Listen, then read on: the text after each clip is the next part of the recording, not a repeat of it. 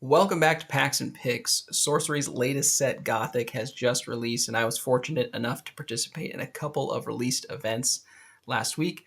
So I thought I'd put together a video just recapping some of my experience with some of the new cards, talk about what I saw, and just share the excitement for the new set. So let's get right into it. So my first event that I went to was a casual sealed event, so no setup with any store or anything, just some people getting together to open some packs and play some sealed.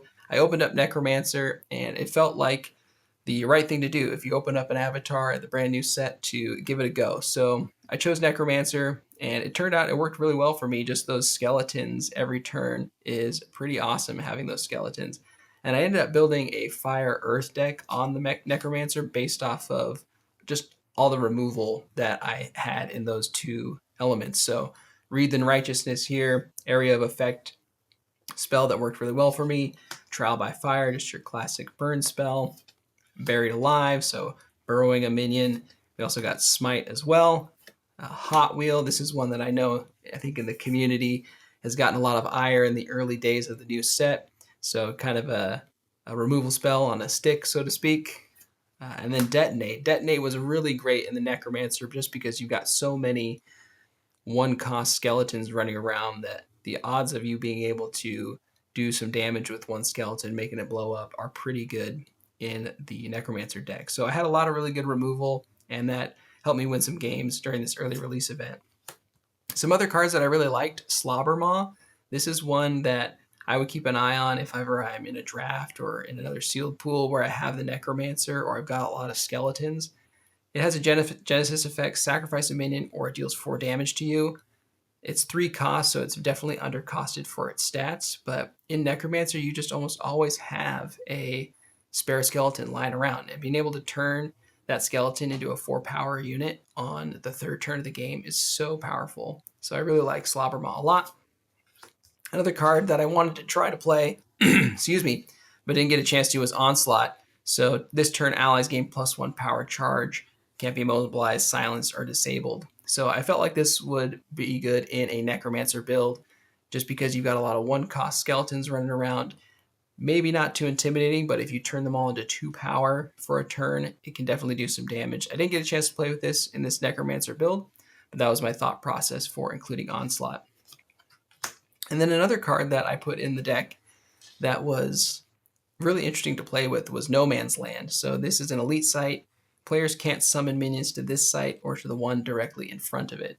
So I ended up playing this over into the second column, kind of closer to my opponent's avatar in our game. And what it ended up doing was kind of just shifting the whole gameplay over to one half of the board. So a really interesting impact on the game, and I'm really interested to play with this more over the coming months just to see how this impacts overall gameplay. I also like that it does bring an earth threshold. It seems like other sites like this often come in and they don't offer any threshold. So getting a site with a unique effect like this that still gives you threshold is a nice site. So that was my first sealed deck that I went to. Had some fun with the Necromancer. Later on the release weekend, I did do another sealed event. This one was put on by a store, so we had more structure to it, and I opened up another avatar, so I figured I should continue the theme and try out a new avatar. So I did open Persecutor, and I had a little bit more struggle with building around Persecutor. It was hard for me to know if I should be aggressive or how I should use the second line of its ability of branding an enemy so my cards treat them as evil. Nothing really in my pool cared too much about my opponent's units being evil or turning them into evil. So I had struggled with the gameplay a bit. Once I started to be more aggressive with the Persecutor, I definitely saw some more wins. So that's my learning early on as far as Persecutor.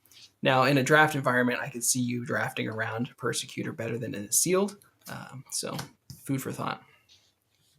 Maybe it was coming off of the Necromancer, but I had some good skeleton cards in this pool, so I threw them in. I ended up going with an Earth Air build for the Persecutor. So I had Raise Militia, summon a skeleton token to each allied site that borders an enemy site. I really like this card. It's not hard to make it it's not hard to get 3 skeletons out of this. And then even if you draw it late in the game, you might get 4 or even 5 skeletons. So it stays pretty relevant. And the very similar card to that is Undead Ambush. So summon a skeleton token to each other site adjacent to target enemy. I really like Undead Ambush because this is a way to sneak in, I guess hence the name Ambush, sneak in some skeletons deep into your opponent's territory. And that can be really helpful mid to late game when you just need to get in 1 point of damage on your opponent's avatar. So really like Undead Ambush. I did get another Onslaught in my pool, so I tried to live the dream again. I did splash for the Fire Threshold in order to play Onslaught. Didn't get a chance to play it, but I did get to play its sister card in Witching Hour. So Evil Spellcaster and Spirit allies gain Airborne and +1 power this turn. This card ended up being so good, especially when you've got a lot of skeletons running around.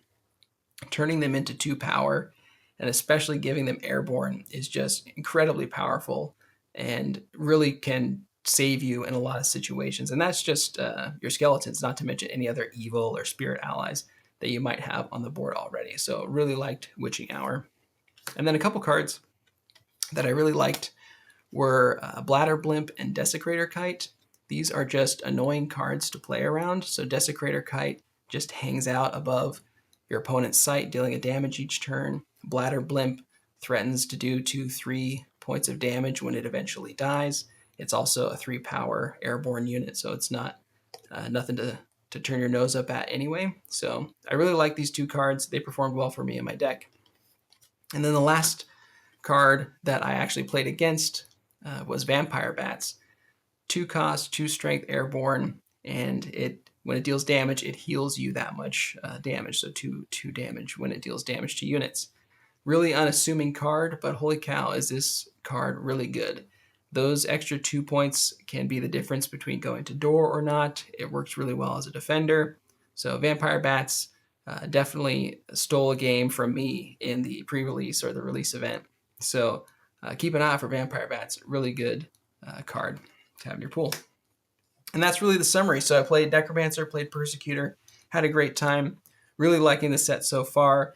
Be sure to stay tuned because we're going to be doing more sealed pools and also some special event stuff coming up soon. So hope you're enjoying Sorcery. Let me know how your release events go, and we'll see you soon.